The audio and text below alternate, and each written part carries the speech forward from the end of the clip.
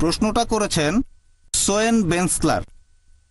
আপনি বাইবেল থেকে অনেকগুলো রেফারেন্স দিলেন। আমি বলবো জনের 10:30, পিতা ও আমি আমরা এক। ভাই, আপনি বাইবেল থেকে উদ্ধৃতি দিলেন গসপেল অফ জন অধ্যায় 10 অনুচ্ছেদ 30, পিতা ও আমি আমরা এক। এখানে পিতা ও আমি এভাবে বলা হয়নি, বলা হয়েছে আমিও পিতা আমরা এক। পিতা ও আমি বলা হয়নি। এখন এই উদ্ধৃতি আমিও পিতা আমরা এক কথাটা বুঝতে গেলে আপনাকে প্রসঙ্গটা জানতে হবে। কি জন্য এটা বলা হয়েছে যে আমিও পিতা আমরা এক। প্রসঙ্গটা জানতে কয়েকটা অনুচ্ছেদ আগে যাব আমরা। বাইবেলের গসপেল অফ জন অধ্যায় 10 অনুচ্ছেদ 23, এখানে প্রসঙ্গটা বলা হয়েছে যে ইহুদিরা মন্দির চত্বরে সুলাইমানের বারান্দায় এসে জড়ো হলো। অনুচ্ছেদ 23। অনুচ্ছেদ 24 বলছে যে ইহুদিরা তখন যীশুখ্রিস্টের সামনে আসলো, তাকে জিজ্ঞেস করলো, আপনি আর কতদিন আমাদের অনিশ্চয়তার ভেতরে রাখবেন? যদি আপনি মসীহ হন তাহলে স্পষ্ট করে বলেন। অনুচ্ছেদ 25 বলছে আমি তোমাদের বলেছি কিন্তু তোমরা সেটা বিশ্বাস করোনি। পিতার নামে যে অলৌকিক কাজ করি সেগুলোই তো আমার বিষয়ে সাক্ষ্য দিচ্ছে। অনুচ্ছেদ 26 বলছে তোমরা আমাকে বিশ্বাস করোনি কারণ তোমরা আমার মেষের পাল নও। অনুচ্ছেদ 27 বলছে আমার মেষেরা আমার কথা শোনে, আমাকে অনুসরণ করে। অনুচ্ছেদ 28 বলছে আমি তাদের অনন্ত জীবন দেই, আমার হাত থেকে তাদের কেউ কেড়ে নিতে পারবে না।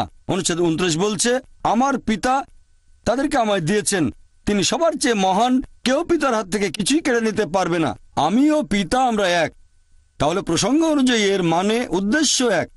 অনুচ্ছেদ 28 বলছে আমার হাত থেকে কেউ তাদের কেড়ে নিতে পারবে না। অনুচ্ছেদ 29 বলছে আমার পিতা সবার চেয়ে মহান, কেউ পিতার হাত থেকে কোনো কিছু কেড়ে নিতে পারবে না। অনুচ্ছেদ 30 আমিও পিতা আমরা এক। তাহলে এর মানে তাদের উদ্দেশ্য এক।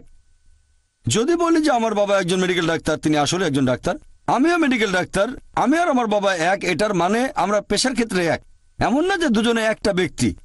কিন্তু খ্রিস্টানরা বলবে না না না, আসলে একই ব্যক্তি, আমিও পিতা আমরা এক। এভাবে বলবেন যে যীশু খ্রিস্ট একজন ঈশ্বর। ধরেন আমি তর্কের খাতিরে সেটা মেনে নিলাম। এরপর যদি পড়েন গসপেল অফ জন অধ্যায় 17 অনুচ্ছেদ 21, যীশু খ্রিস্ট তার শিষ্যদের বলছেন আমার পিতা আমার মাঝে, আমি তোমাদের মাঝে। তার শিষ্যদের বলছেন, সেখানে 12 জন শিষ্য, আমার পিতা আমার মাঝে, আমি তোমাদের মাঝে এবং আমরা এক। একই রকম কথা বলা হয়েছে। তাহলে কি বলবেন এখন 14 জন ঈশ্বর? পিতা আছেন যিশুর মাঝে, যীশু খ্রিস্ট রয়েছেন তার শিষ্যদের মাঝে, তাহলে 14 জন ঈশ্বর। আপনাদের নতুন শব্দ লাগবে, ট্রিনিটি বাদ দিয়ে 14 জন ঈশ্বরের একটা নাম দিতে হবে। এখানেও যীশু খ্রিস্ট আগের মতো করেই বলেছেন, আর এক মানে উদ্দেশ্যটা এক। এরপর আরো আছে গসপেল অফ জন অধ্যায় 17 অনুচ্ছেদ 23, যে যীশু খ্রিস্ট তার শিষ্যদের উদ্দেশ্য করে বলছেন আমি তোমাদের মাঝে, তোমরা আমার মাঝে, আমরা সবাই এক। তার মানে তাদের উদ্দেশ্য এক। এরপরে যদি আরো কিছু পড়েন গসপেল অফ জন অধ্যায় 10 অনুচ্ছেদ 31, যে ইহুদিরা পাথর তুলে নিয়ে যীশু খ্রিস্টকে সেটা মারতে গেল। অনুচ্ছেদ 32 যিশু তখন তাদের উদ্দেশ্যে বললেন আমি তো অনেক ভালো কাজ করেছি, তার মধ্যে কোন ভালো কাজের জন্য আমাকে মারতে চাইছো? অনুচ্ছেদ 33 সবকিছু বলছে আমার মেমোরি থেকে। খ্রিস্টান ভাই বোনদের কাছে বাইবেল থাকলে চেক করতে পারেন, আমি সবগুলো রেফারেন্স দিয়েছি। গসপেল অফ জন অধ্যায় 10 অনুচ্ছেদ 33 বলছে যে আমরা আপনার ভালো কাজের জন্য পাথর মারব না, আপনি মানুষ হয়ে নিজেকে ঈশ্বর বলে ধর্মের অবমাননা করেছেন। অনুচ্ছেদ 34 বলছে যে তোমাদের ধর্মগ্রন্থ থেকে এই কথা লেখা নেই যে তোমরা ঈশ্বর, আর যার উপরে ঈশ্বরের বাণী অবতীর্ণ হয় তাকে ঈশ্বর বলা হয়, বিধি ব্যবস্থা ভাঙা হয়নি। তাহলে যদি প্রসঙ্গ সহ পড়েন যে আমিও পিতা আমরা এক, উদ্দেশ্যটা এক। ব্যাপারটা এরকম না যে তারা দুজনে একই ব্যক্তি।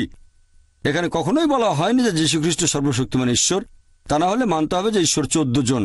তাহলে এখানে বোঝানো হয়েছে যে সর্বশক্তিমান আল্লাহ তাআলা এবং আল্লাহর রাসূল যীশু খ্রিস্টের উদ্দেশ্য আসলে এক। আশা করি উত্তরটা পেয়েছেন।